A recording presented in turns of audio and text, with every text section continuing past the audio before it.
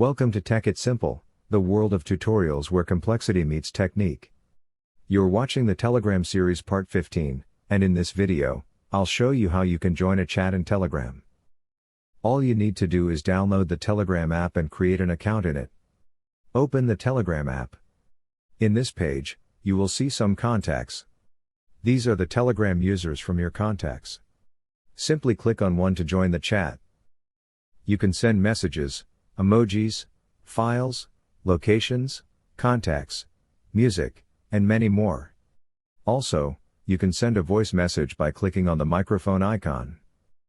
If you want to add a new user, you can just click on the pencil icon, then again click on the contact icon, and you will be able to enter the name and number of the person, and you can join the chat. That's all for today's video. Thank you for watching till the end. If you found this video helpful, don't forget to like, share, and subscribe to the channel. Also, hit that bell icon to get notifications for more helpful tutorials. See you in the next video. Stay connected.